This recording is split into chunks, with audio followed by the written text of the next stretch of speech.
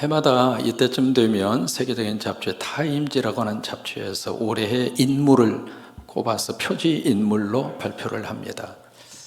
2022년도에 표지 인물로 뽑힌 사람이 우크라이나 대통령 젤렌스키입니다. 그리고 우크라이나의 영이라고 하는 두 부류입니다. 아시는 것처럼 우크라이나 이분이 2월 24일 날 러시아의 침공을 우크라이나 땅에 전쟁이 일어나고 있잖아요. 타임즈에서 그분을 올해 인물로 선정을 하면서 편집장이 그렇게 거기다 평가를 합니다. 두려운 만큼 용기도 모든 사람들에게 전파된다고 하는 것을 보여주었다. 전쟁이 일어났을 때 미국에서 젤렌스키 대통령에게 제안을 했습니다. 당신 나라에서 도망 나올 수 있도록 우리가 비행기를 보내주겠다. 그 제안을 받은 이 대통령은 이런 제안에 거절을 하죠. 나에게 비행기를 보내주지 말고 총알을 보내주시오. 그래서 그의 수도 키이우를 떠나지 않고 여기 우리 사랑하는 두 분의 우크라이나 분들이 계십니다마는 그 수도를 떠나지 않고 거기에서 용기 있게 러시아와 전쟁을 수행을 하고 있죠. 근데 그 용기가 한 나라의 지도자의 용기가 전체 국민들과 그 나라에 미치는 영향이 얼마나 큰가. 그것을 여실하게 보여준 사람이 젤렌스키라고 하는 거예요. 또 하나 그분이 지금 이제 자기 부인 그리고 어린 두 자녀가 있습니다. 그 부인과 두 자녀와 지금 함께 대통령궁에서 살지 않습니다. 지금 떨어져서 살고 있습니다. 물론 안전적인 이유도 있겠습니다만 그보다도 더 중요한 이유는 지금 많은 백성들 가운데 사랑하는 이를 전쟁통에 잃고 그래서 상처와 아픔과 눈물 속에 있는 내 백성들이 얼마나 많고 또 하나 여러 가지 이유로 가족들이 떨어져서 살고 있는데 나만 이 대통령궁에서 그렇게 살 수는 없다. 그렇게 해서 지금 서로 떨어져서 살고 있습니다. 그 모습을 보면서 뭔가 찬한 마음이 들어요. 이게 국민들의 아픔과 국민들의 그 슬픔을 함께 그 자리에 내려가서 같이 공유하고 공감하는 지도자. 그것 때문에 마음속에 깊은 감동을 가지게 되는데 여러분 성탄이 어떤 의미를 갖는가? 그런 의미를 갖는 거예요. 하나님이 인간이 되셔서 하나님이 인간이 되셔서 하나님이 인간이 되셔서 내 삶의 자리에 와주신 날. 그래서 우리의 눈물을 하나님은 아십니다. 우리 연약함을 하나님은 아십니다. 우리의 아픔을 하나님은 아십니다. 높은 자리에 계셔서 내가 너를 알아, 내가 너를 이해해, 그런 하나님이 아니었습니다. 바로 그 성탄의 축복이 대림절에 여러분 가운데 임하기를 주의 이름으로 축원합니다. 오늘 사도행전 23장에 두 개의 열심이 지금 바울을 중심으로 해서 충돌하고 있습니다. 한쪽 그룹의 열심은 무엇인가? 바울을 죽이려고 하는 열심이에요. 어떻게 해서든지 바울을 제거시키고 바울을 죽이겠다. 그 열심으로 똘똘 뭉쳐져 있는 한 그룹이 지금 열심을 내고 있습니다. 또 한편의 그룹의 열심은 바울을 살리려고 하는 열심, 바울을 보호하고 바울을 통해서 하나님이 하실 그 일을 할 수 있도록, 그래서 바울의 생명을 보호하고 그 일에 한 그룹이 열심을 내고 있습니다. 두 열심이 사도행전 23장에서 충돌하고 있습니다. 오늘 12절에 보시면은요, 이렇게 그 시간을 설명합니다. 그 날이 셈에, 그 이튿날이 됐다 그 말이죠. 그러니까 그 다음 날이 된 겁니다. 그러면 그 전날 밤에 무슨 일이 있었는가? 11절이 있었어요. 여러분 11절의 말씀은 읽으면 읽을수록 우리에게 너무 은혜가 됩니다. 바로 사도 바울이 안토니아라고 하는 이 요새에 감옥에 투옥이 됩니다. 그래서 감옥에 투옥이 되면서 영적인 슬럼프, 어떤 영적인 우울증의 그런 현장 가운데 사도 바울이 있습니다. 근데 바로 그 밤에 누가 찾아오셨는가? 주님이 찾아오셨어요. 여러분 힘드실 때 예수님이 찾아오셔서 여러분 곁에 서 계시기를 축복합니다. 아무도 바울을 찾아오지 않은 그 순간 주님이 찾아오셔.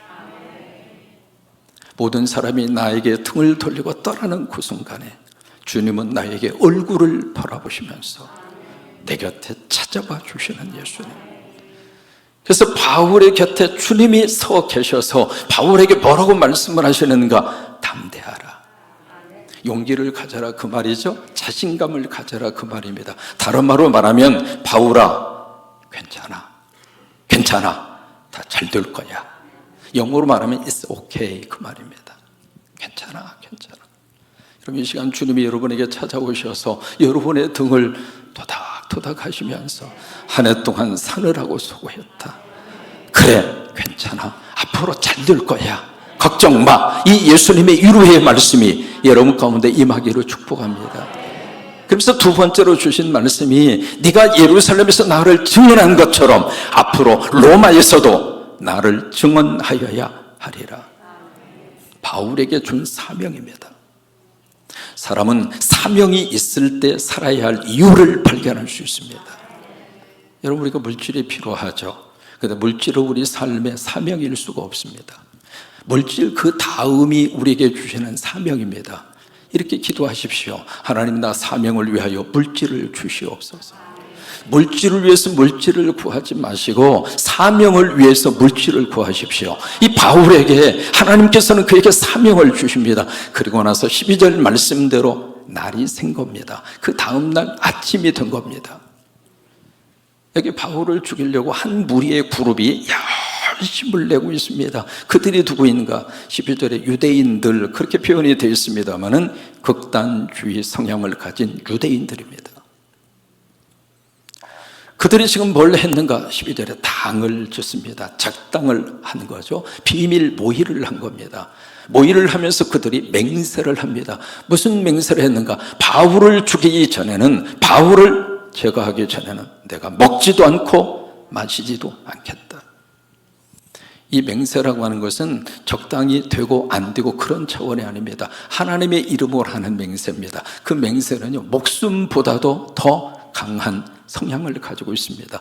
그러니까 이 사람들이 지금 바울을 죽이기 위해서 얼마나 지금 열심을 내고 있는지 모릅니다. 근데 13절에 그 맹세에 참여한 사람이 모두 몇 명이에요? 40명. 엄청난 용. 여러분, 열심도 이런 열심이 어디가 있습니까? 내가 누군가를 죽이기 전에는, 누군가의 목숨을 끊기 전에는 내 목숨을 거기다가 바치겠다, 이 말이에요. 그 정도로 이 사람들은 열심을 내고 있어요. 그래서 그 다음에 15절에 그들의 열심이 구체적으로 지금 향하고 있습니다. 대제사장과 장로들에게 찾아갑니다.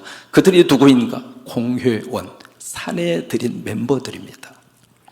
그들에게 찾아가서 지금 무슨 얘기하는가? 그들의 결연한 의지를 그 공의원들에게 발표를 합니다. 우리들이 결의했습니다. 바울을 죽이기 전에는, 없애기 전에는 먹지 않기로.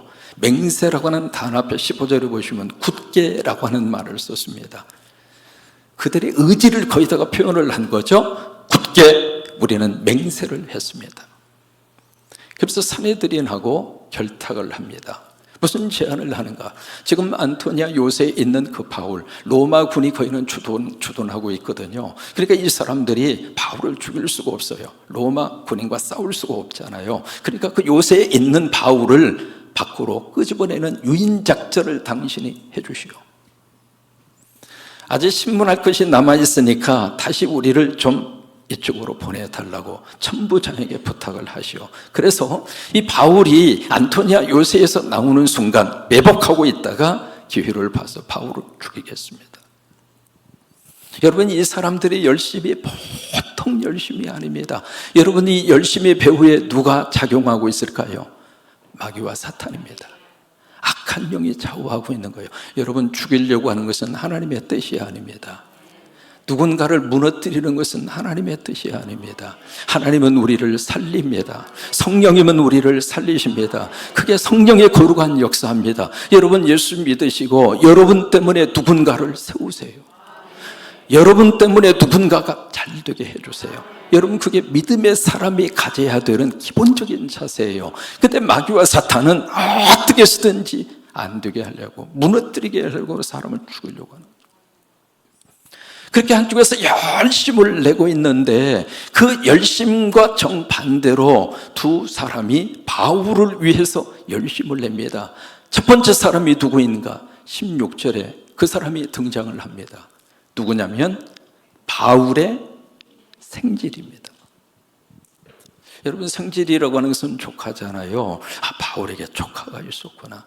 그래요. 바울과 함께 친했던 사람이 누구냐면 바나바입니다. 그 바나바에게도 조카, 생질이 있었어요. 누구냐면 마가입니다. 마가복음을 쓴 마가가 바나바의 조카예요. 그러면 여기에 바울의 생질, 바울의 조카가 형의 아들인가 누나의 아들인가 구별이 안 되잖아요. 원문에 보시면 누나의 아들입니다. 이게 바울의 친조카가 아니라 외조카입니다. 이 누나가 길리기아 다수에서 예루살렘으로 시집을 와서 살고 있었던 거예요. 그런데 바울의 생질 이 조카가 그들이 움직이는 비밀 결사대, 그 매복해서 죽이겠다고 하는 그 첩보를 바울의 생질 외조카가 그 첩보를 입수합니다. 여기 16절에 보시면요, 들었다라고 하는 표현이 나옵니다. 있다함을 듣고 라고 하는 표현이 나옵니다. 어떻게 바울의 조카는 그 첩보를 입수했을까? 어떻게 그것을 들을 수가 있었을까? 여러분, 이 세상에 비밀이 있을까요? 없을까요? 이건 당신께만 하는 말인데 그 말은 금방 퍼집니다. 그래서 그 중요한 첩보를 다른 사람이 아니라 바울의 생질, 외조카가 들을 수 있도록, 여러분, 이것도 누가 역사하셨어요? 하나님이 역사하신 거죠. 그래서 바울의 조카가 그것을 들을 수 있도록 그렇게 역사를 하셔서, 이게 지금 바울을 살리기 위한 지금 조카가 열심을 내고 있는데 그 열심의 배후에 누가 있는가? 하나님의 열심이 있습니다. 그래서 조카를 통한 하나님의 열심이죠. 그래서 조카가 그 접수를 입수한 다음에 그것을 바울에게 알려주죠. 그래서 바울이 백부장을 불러서 내 조카를 천부장에게 안내해 달라고. 그래서 이제 그 백부장이 바울의 조카를 천부장에게 안내합니다. 그래서 천부장이 바울의 조카를 데리고 어떻게 하느냐면 19절에 보시면은요, 그 바울 생질의 손을 잡고 물러가서 사람들이 있는 자리를 피한 거죠. 그래서 조용히 물어요. 왜 그랬을까요? 이 사태의 심각성을 천부장이 안 거예요. 바울의 외조카가 자기가 들은 첩보 내용을 쭉 설명을 합니다. 이게 지금 바울의 생질이 계속해서 지금 열심을 내고 있습니다. 누구를 위하여? 바울을 살리기 위해서. 근데 그 열심의 배후에 누가 있어요? 하나님의 열심이 있어요. 두 번째로 바울을 살리기 위해서 열심을 내는 사람이 있습니다. 누구냐면 천부장입니다. 여러분, 천부장이 누구예요? 로마의 군인 아닙니까? 로마의 군인이 유태인 바울을 살리기 위해서. 이 천부장이 어떻게 움직이는가? 오늘 성경이 자세하게 기록을 하고 있습니다. 25절, 23절에 보시면은요, 이 천부장이 바로 행동에 돌입하죠. 백부장 둘을 부릅니다. 그리고 여기 시간까지 기록이 되어 있습니다. 제3시를 지금으로 계산하면 밤 9시입니다. 밤 9시. 그러니까 이 첩보를 입수하고 바울의 조카를 통해서 들은 지 바로 얼마 후에 바로 행동에 돌입한 거예요. 이게 이 정도로 천부장이 열심을 낸 거죠. 그래서 이제 밤 9시에 거기에 이제 몇 명이 동원이 되느냐면 23절을 보시면 보병 200명, 기병 70명, 창병 200명, 합치면 모두 몇 명일까요? 470명입니다. 바울을 죽이려고 하는 사람들은 지금 40명이잖아요. 하나님이 바울을 살리기 위해서 동원한 천부장의 군인은 470명, 10대 1입니다. 하나님이 여러분들을 그렇게 보호하십니다. 믿으시면 아멘. 하나님이 여러분들을 그렇게 보호하십니다. 그래서 믿음 가지고 살면 마음 편하게 사는 거예요. 아무리 죽이려고 해도, 밥도 먹지 않고 물도 마시지 않고 내 죽이기 전까지는 내가 식음을 전폐하고 끝장을 보겠다고 덤벼드는 그들의 열심도 열심이겠습니다마는 하나님은 그보다 더 큰 열심으로 내가 너를 보호하리라. 내가 너의 생명을 지켜주리라. 그렇게 해서 여러분 쭉 보시면은요, 31절에 보시면 그들이 이제 데리고 바울을 호송해요. 가이사라로 호송을 해서 31절에 중간 지점에 도착을 합니다. 중간 지점이 안디바드리. 그렇게 읽으셔야 맞아요. 안디바드리가 아니라 안디바드리, 그렇게 읽으셔야 돼요. 바로 이 도시, 바로 여기가 중간 기착지입니다. 거기까지 예루살렘에서 안디바드리까지 60km예요. 밤 9시에 출발을 해서 거기까지 도착한 거예요. 거기서부터 가이사랴까지는 40km입니다. 그래서 거기서 하룻밤을 머물고 그러고 나서 가이사랴에 도착을 하죠. 그래서 이 천부장이 준 편지, 공문서를 바로 총독 벨릭스에게 전달합니다. 그리고 바울은 어디에 잠깐 거기에 머무르게 되는가, 수감이 되는가, 35절에 보시면 헤롯 궁이에요. 헤롯 궁에다가 그를 펴라 해서 바울의 헤롯 궁에 거기서 잠시 수감 생활을 하는 거예요. 여러분, 여기 천부장이 움직이는데요, 그냥 적당히 움직이는 게 아닙니다. 열심을 내고 움직입니다. 근데 이 천부장이 베리스 총독이 보낸 공문서 내용이 오늘 성경에 기록이 되어 있습니다. 어떻게 편지를 썼는가? 26절입니다. 같이 읽으실까요? 클라우디오 루시아는 총독 벨릭스 각각께 문안하나이다. 여기 이름이 나옵니다. 클라우디오 루시아. 이 사람이 누군가? 천부장의 이름이에요. 천부장의 이름이 오늘 성경에 그대로 기록하고 있는 거예요. 여러분, 누군가를 살리려고 하는 사람의 이름은 하나님이 생명록에 기록하십니다. 누군가를 세워주려고 하는 사람의 이름을 하나님께서는 기억하십니다. 여러분, 꼭 그렇게 우리의 삶을 사십시오. 죽이려고 했던 사람들의 이름은 기록하지 않습니다. 근데 이 천부장의 이름 글라우디오라고 하는 황제가 있었거든요. 그 황제가 통치하던 시절에 천부장이 로마 시민권을 딴 거예요. 그래서 자기 이름을 글라우디오라고 집어넣고 루시아라 그렇게 한 거예요. 본인의 이름을 여기 밝히면서 쭉 그 로마 공식적인 공문서입니다. 뭐라고 썼느냐면 27절에 이 사람이 바울이죠. 유대인에게 잡혀 죽게 된 것을 내가 로마 사람인 줄 들어 알고 군대를 거느리고 가서 구원하여다가, 이 부분은 팩트 체크가 필요합니다. 굉장히 많이 부풀렸습니다. 천부장이 이렇게 한 건 아니거든요. 그러면서 여기 28절에 유대인들이 무슨 일로 그를 고발하는지 알고자 하여 그들의 공의로 데리고 내려갔더니 이건 맞아요. 그 다음 29절에 고발하는 것이 그들의 율법 문제에 관한 것뿐이요 한 가지도 죽이거나 결박할 소회가 없음을 발견하였다. 내가 봤을 때 이 사람은 무죄입니다. 이 사람은 죽일 이유가 하나도 없습니다. 이 천부장이 바울을 너무 사랑하고 있습니다. 마치 바사모 팬클럽 회장 같아요. 바울을 사랑하는 모임, 그 바사모의 팬클럽 회장처럼 이 천부장이 바울을 너무 사랑하는 거예요. 이 사람 죽일 근거 하나도 없습니다.